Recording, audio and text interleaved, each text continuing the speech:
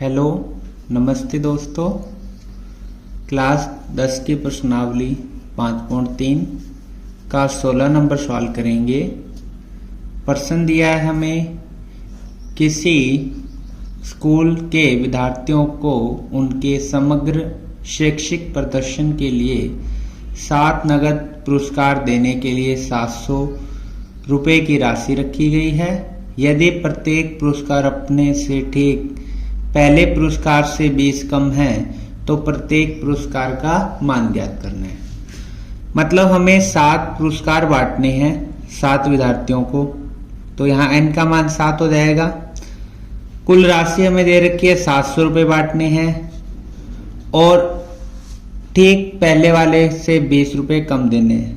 ठीक है, यदि तो इसको हम सॉल्व करते हैं। तो हमने माना कि पहला विद्यार्थी है, उसको पुरस्कार हमने दिया, माना पहला पुरस्कार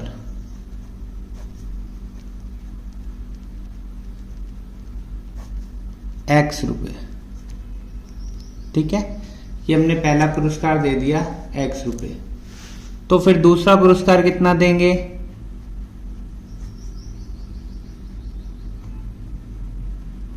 ₹20 कम देंगे, तो x माइनस 20 रुपये। इसी प्रकार तीसरा पुरस्कार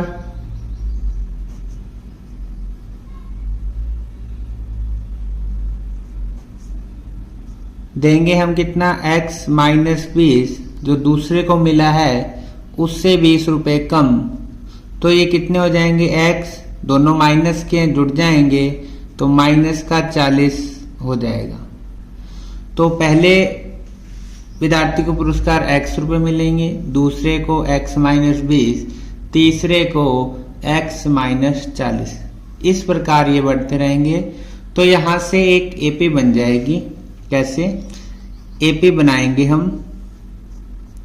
कि पहले विद्यार्थी को x रुपये दिए, दूसरे विद्यार्थी को हमने दिए x माइनस 20, इसी प्रकार तीसरे विद्यार्थी को दिए x माइनस 40। ठीक है, और टोटल कितने रुपए दे दिए हमने? 700 रुपये। ये SN का मान है 700। तो यहां से A का मान आ जाएगा x, प्रथम पद x आ जाएगा। D का मान कैसे ज्ञात करेंगे हम? दूसरे पद में से पहला पद माइनस कर लेंगे। दूसरा पद है हमारे पास x माइनस 20 माइनस, और पहला पद है हमारे पास x। तो ये एक माइनस का है, एक प्लस का कैंसिल हो जाएगा और d का मान आएगा माइनस का 20। ठीक है, हमें n का मान भी दिया हुआ है। n कितने हैं? 7 पुरस्कार देने हैं, तो n कितने हो जाएंगे? 7। इसके बाद हमें SN दिया हुआ है कितना? 700 रुपये। तो हम इससे x का मान ज्ञात कर लेंगे। कैसे? SN का सूत्र लगाएंगे हम, n/2 2a plus n minus 1d बराबर 700। n का मान है 7, तो 7/2। 2a का मान कितना है? x। n का मान 7 माइनस 1 और d का मान माइनस का 20 बराबर 700। तो हम 7/2 है, इसको इस 700 के पास भेज देंगे बराबर की दूसरी साइड। 7 किस में है? भाग गुना में, तो ये आ जाएगा भाग में, और 2 भाग में ये आ जाएगा गुना में। यहां हमारे पास बचेगा 2x प्लस 7 में से 1 गया 6 और माइनस 1 अकेला 20। ठीक है, 7 से 700 कटेगा 100 पर, और 100 को 2 से गुना करेंगे तो आएगा 200। यहां हम लिखेंगे 2x,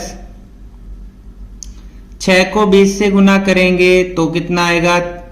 6 दूनी 12 माइनस का 120।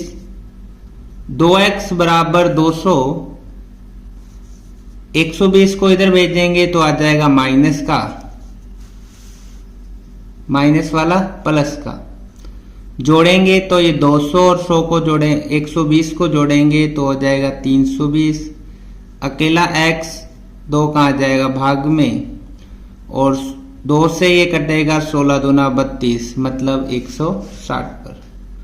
तो x का मान आ जाएगा 160। x क्या था, पहला पुरस्कार, ठीक है। तो नगद पुरस्कार कितना कितना मिलेगा,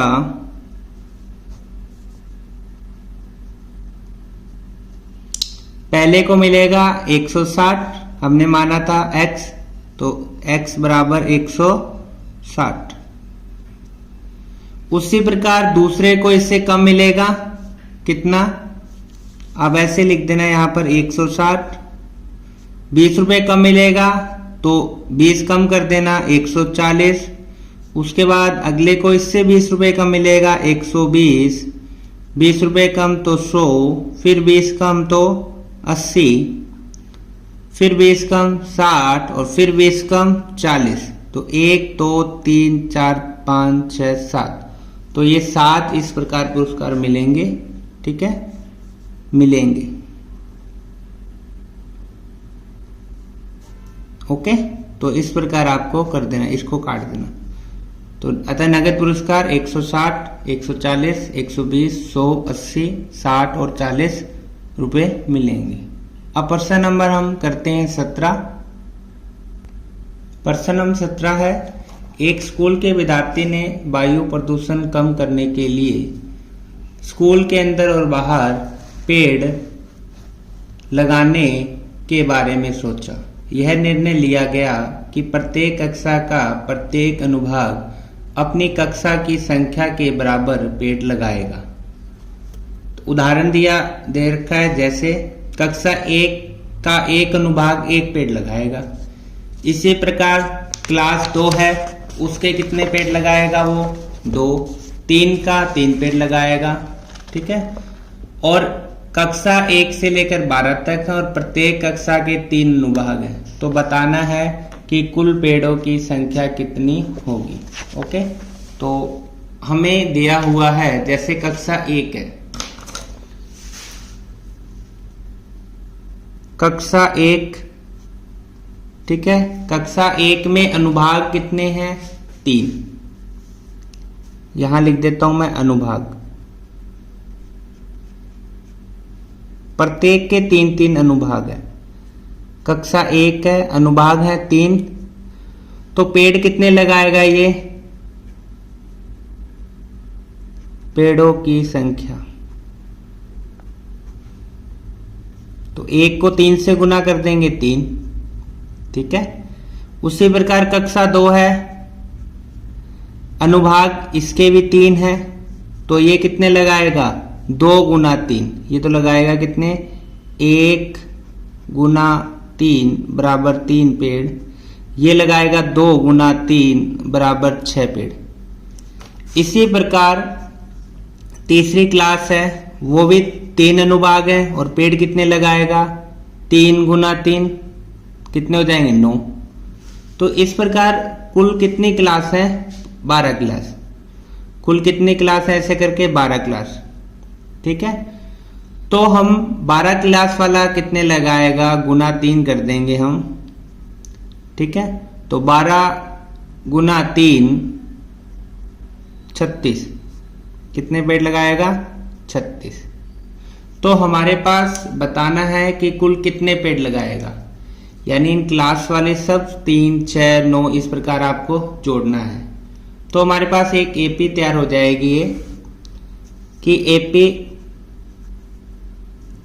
3 6 9 और लास्ट वाला हमें दे रखा है 36। ये 36 क्या है nवां पद है, ठीक है। अब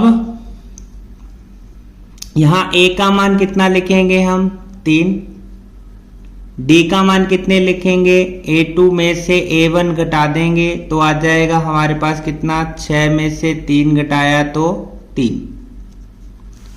हमें an लास्ट पद भी दिया हुआ है 36, n नंबर की संख्या भी दी हुई है, 12 क्लास है, तो n कितने हो जाएंगे 12।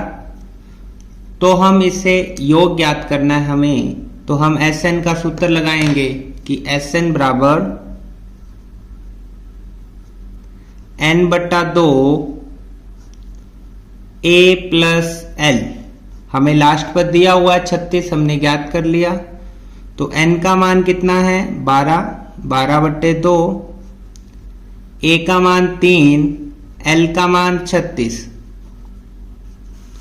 तो ये 2 6 से कैंसिल हो जाएगा, तो 6 गुना 36 और इनको जोड़ेंगे तो कितना आएगा 39। अब गुना कर लेते हैं। 9 6 54,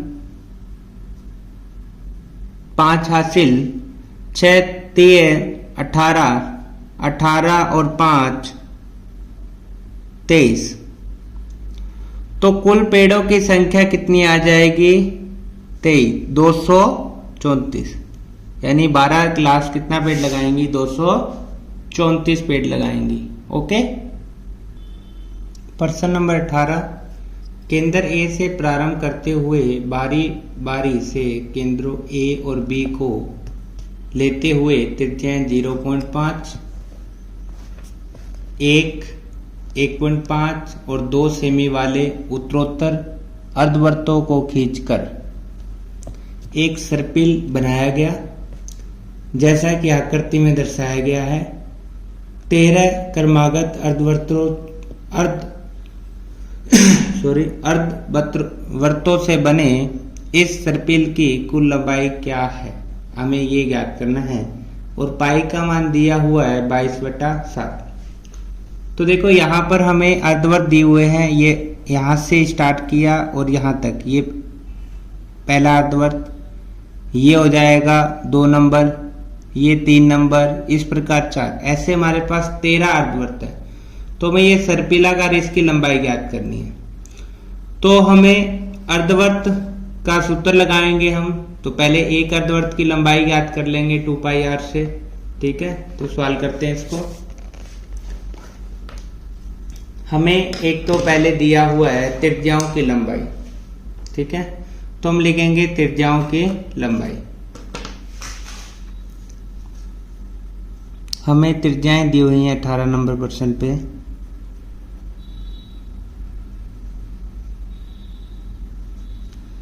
पहली दी है हमें 0.5 सेमी, उसके बाद 1 सेमी, उसके बाद 1.5 सेमी और 2 सेमी। इस प्रकार हमें त्रिज्याएं दी हुई है। हमें ज्ञात करना है जो 13 अर्धवृत्त बने हुए हैं उनकी लंबाई।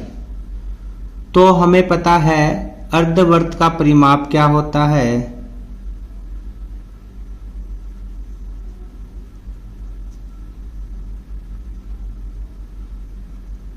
परिमाप या परिधि एक ही बात होती है। क्या होती है 2πr।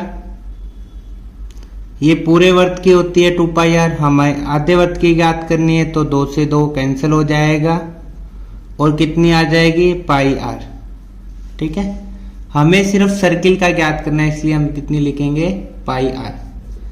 अब यहां से हम AP बनाएंगे कि पहली जो त्रिज्या है उसके लिए कितनी हो जाएगी, दूसरी के लिए। तो AP पाई का पाई, ठीक है, और R कितनी है 0.5 cm। तो पहले AP में डिजिट आ जाएगी 0.5 पाई। इसी प्रकार दूसरे के लिए कितना आ जाएगा 1 पाई। ओके, 1 में हम पाई जोड़ेंगे, गुना करेंगे तो 1 पाई। इसी प्रकार 1.5 पाई और 2 पाई। इस प्रकार ये चलता रहेगा। तो ये आ जाएगी परिधि की लंबाई, अर्ध परिधि की लंबाई प्रत्येक की। और हमें क्या करना है, इनकी परिधि ज्ञात करके सबको जोड़ना है। और कितने पद हैं ये 13 पद। तो हम 13 पदों का योग ज्ञात कर लेते हैं। ठीक है, तो हमारे लिए a का मान ज्ञात करना होगा। तो a का मान है हमारे पास 0.5 पाई। हम d का मान ज्ञात करेंगे। d का मान 1 पाई में से माइनस करेंगे 0.5 पाई, यानी 1 पाई में से आधा पाई जब घटाएंगे तो 0.5 पाई बचेगा। हमारे पास n का मान दिया हुआ है 13 पद। हमें क्या ज्ञात करना है? योग ज्ञात करना है। तो हम फॉर्मूला लगाते हैं Sn का। तो Sn बराबर n/2 2a plus n-1 d। n का मान 13 दिया हुआ है, a का मान 0.5 पाई प्लस n का मान 13-1 और d का मान था 0.5 पाई। अब इसको सॉल्व करते हैं हम। 13/2 का 13/2, 2 को 5 से गुना किया, कितना आया? 10। 1 के बाद पॉइंट था तो 1 के बाद पॉइंट लगा लिया हमने। 13 में से 1 घटाएंगे तो बचेगा 12 और गुना करना है इसको 0.5 पाई से। तो 13/2 ये कितना है? 1 पाई। 1.0 मतलब 1 पाई हुआ। 12 को 5 से गुना करेंगे तो 12×5 60 पाई। पॉइंट के बाद 1 डिजिट है तो 1 डिजिट के बाद हम क्या लगा देंगे? पॉइंट लगा देंगे। तो 13/2 6 और 1 कितने हो गए? 7 पाई हो गए। अब हम पाई का मान लिखेंगे 22/7 जो कि हमें दिया हुआ है। तो 13/2 गुना 7 गुना पाई का मान 22/7। 7 से 7 कैंसिल हो जाएगा। 2 से 22 11 पे जाएगा तो 13 गुना 11 बचेगा। अब गुना कर देंगे। 11×3 33, 3 हासिल, 11×1 11, 11 और 3 14। तो हमारे पास 13 जो अर्धवृत्त दिए थे उनकी लंबाई आ जाएगी 143। तो आप लिख देना, अतः 13 क्रमागत अर्धवृत्तों से बने सर्पिल की कुल लंबाई 143 होगी। अतः अर्धवृत्तों से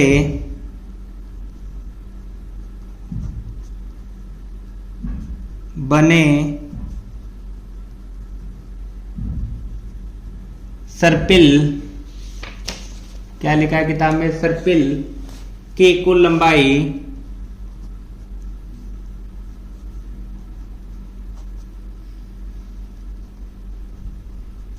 143 सेमी होगी। ओके। प्रश्न 19, 200 लट्ठों को ढेरी के रूप में इस प्रकार रखा जाता है कि सबसे ऊपर वाली पंक्ति में 20 लट्ठे, उससे अगली पंक्ति में 19 लट्ठे, उससे अगली पंक्ति में 18 लट्ठे इत्यादि। ये 200 लट्ठे कितनी पंक्ति में रखे गए हैं और सबसे ऊपरी पंक्ति में कितने लट्ठे हैं, आपको ये भी बताना है।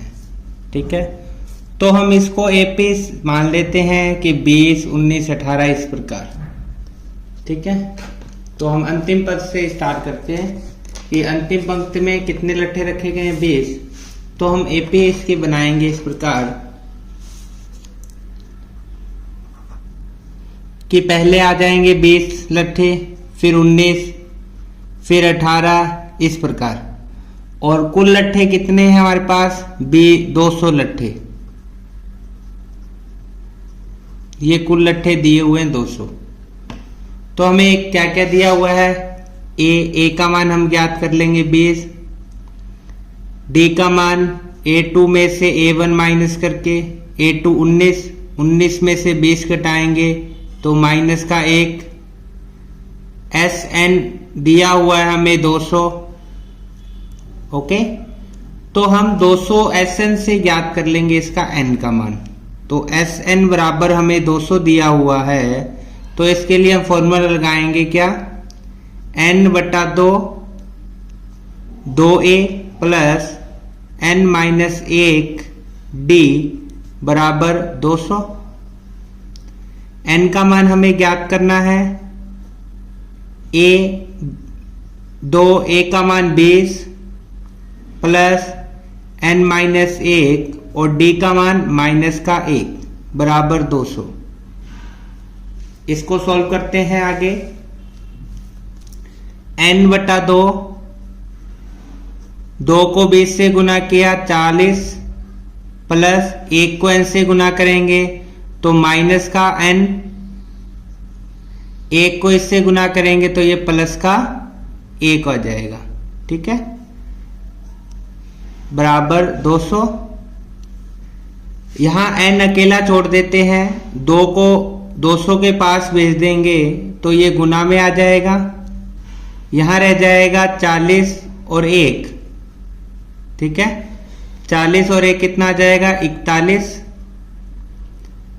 और माइनस का N, plus minus minus N को 41 से गुना किया तो 41N, N को N से गुना करेंगे N स्क्वायर, और 200 को 2 से गुना किया तो कितना आया? 400। अब हम सबको एक तरफ रख लेते हैं और क्रम वाइज लिखते हैं। तो पहले कौन सी संख्या आती है? N स्क्वायर वाली, फिर प्लस का 41N, 400 को इधर लेके आएंगे तो ये माइनस का 400 हो जाएगा और बराबर 0। अब गुणनखंड विधि से इसको हल करते हैं। हमें ऐसी संख्या लिखनी है जिनको गुना करने पर तो आना चाहिए 400 और जोड़ने घटाने पर आना चाहिए 41। ठीक है, तो इसके लिए हम 400 का गुणनखंड कर लेते हैं। ये जाएगा 2 दूनी 4, 200 पर, फिर जाएगा 2 से 100 पर, फिर 2 से 50 पर, फिर 2 से 25 पर, फिर 5 से 25 5 पर और 5 से 1 पर। तो हम इनको गुना करके देखते हैं। 2 दूनी 4, 4 दूनी 8, 8 दूनी 16। इधर 5 को 5 से गुना किया 25, और 16 और 25 को जब गुना करेंगे, 16 को और 25 को गुना करेंगे तो 400 आएगा, और इनको जोड़ते हैं तो कितना आ रहा है? 41। ठीक है, तो हम वो दो संख्या कौन सी लिखेंगे? 16 और 25 लिख लेंगे। तो पहले माइनस N स्क्वायर का N स्क्वायर, इधर हमें 400 लिखना है बराबर 0। 41 को हटा के हमने दो संख्या कौन सी लिखनी है? एक तो 16N लिखना है और एक 25N लिखना है। हमें 41 किसका चाहिए? प्लस का, तो ये दोनों संख्या हम प्लस की रख लेंगे। अब हम क्या करेंगे? इनमें से कॉमन लेंगे। तो कॉमन क्या आया है?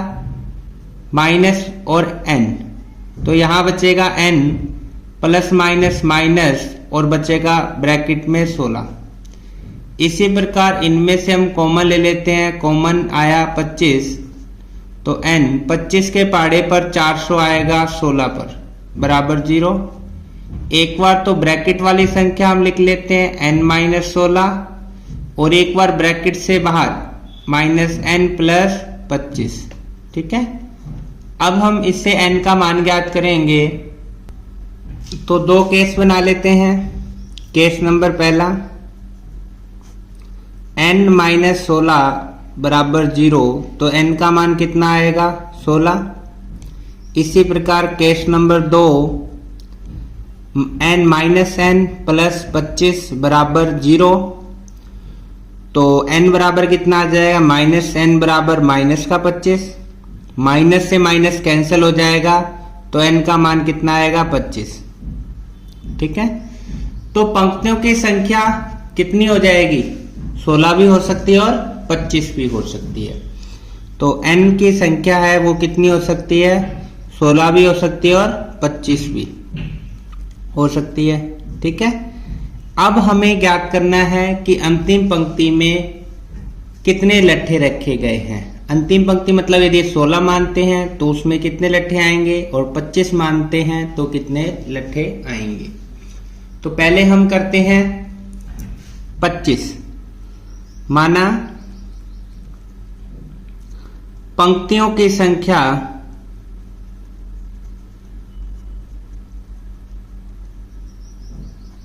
n बराबर 25, पंक्तियों की संख्या n बराबर 25 मानते हैं, तो a 25 बराबर a प्लस 24d आ जाएगा। जहां a का मान हमने किया था 20 और 24d का मान हमने किया था माइनस का 1। तो 20 24 को 1 से गुना करेंगे, माइनस का 24, तो माइनस का कितना आएगा 4। यदि हम पंक्तियों की संख्या 25 मानते हैं तो उसमें कितने लट्ठे आएंगे, -4। तो माइनस में लट्ठे आ नहीं सकते, तो यह संभव नहीं होगा।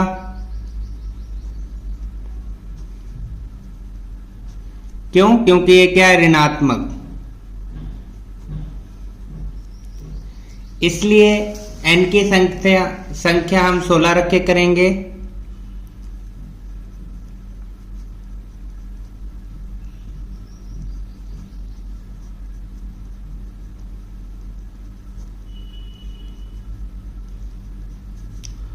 तो 16वां पद हम ज्ञात करते हैं, a प्लस 16 है तो 15d लगाएंगे। a का मान 20 प्लस 15 और d का मान माइनस का 1। तो 20 15 को 1 से गुना किया 15, तो a 16 की वैल्यू कितनी आ जाएगी 5। 20 में से 15 घटाएंगे तो 5।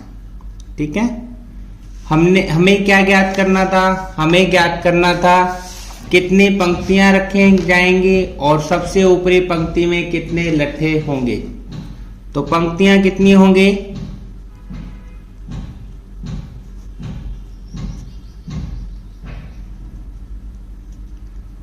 16 होंगी, और सबसे ऊपरी पंक्ति में लट्ठों की संख्या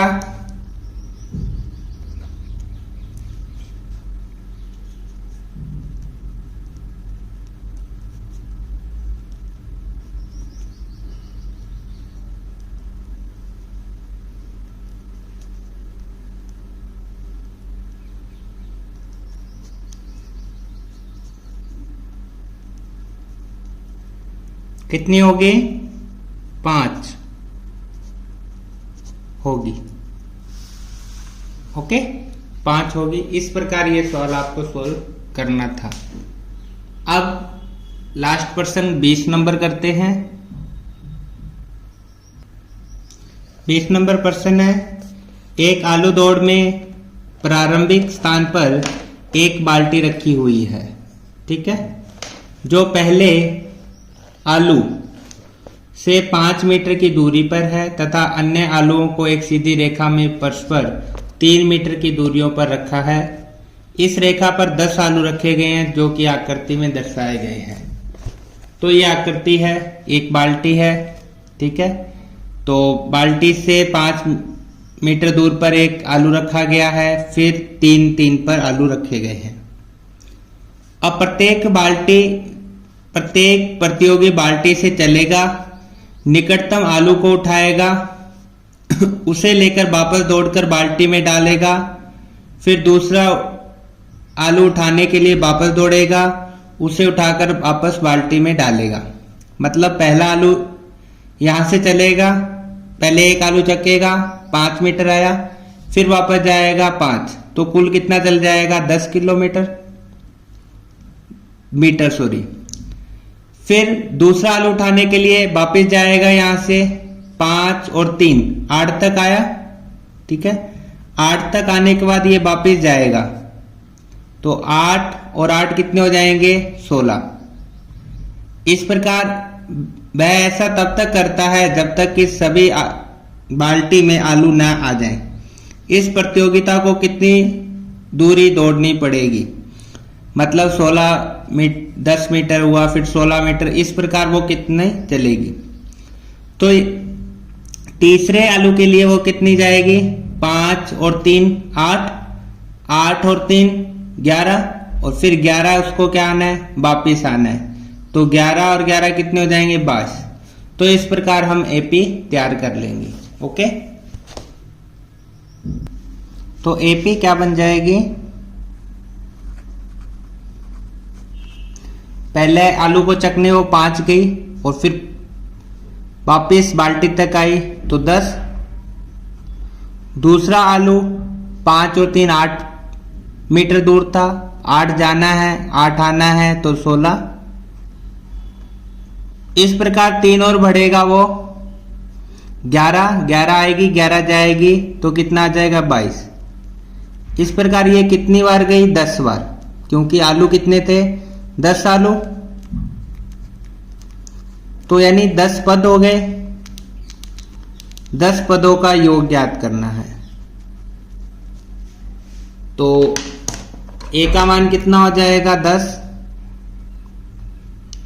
डी का मान A2 में से A1 माइनस करेंगे, 16 में से 10 घटाएंगे तो बचेगा 6। n का मान कितना है 10, हमें Sn ज्ञात करना है। तो n/2 2a plus n minus 1 d। तो Sn 10 है, तो 10/2, a का मान 10, n का मान 10 माइनस 1 और d का मान कितना है 6। ये कटेगा 5 पर, इनको गुना करेंगे 20 प्लस 10 में से 1 घटाया 9 और बचा 9 गुना 6, तो 5, ये 20, 9 6 54, 20 में 54 जोड़ेंगे तो 4 और 5 2 7 74 हो जाएगा। और इसको गुना करेंगे तो 5 चौक 20, हासिल कितनी आ जाएगी 2। इसका 5 7 35, 35 और 2 37। तो उसे आलू चकने के लिए बार बार कितना कुल दूरी तय करनी पड़ेगी 370 मीटर। तो लिख देना, अतः प्रतियोगी को कुल 370 मीटर दूरी दौड़नी पड़ेगी। ओके, तो इस प्रकार ये प्रश्नावली पूरी हो गई। यदि आपको वीडियो पसंद आए तो लाइक शेयर सब्सक्राइब जरूर करें। धन्यवाद।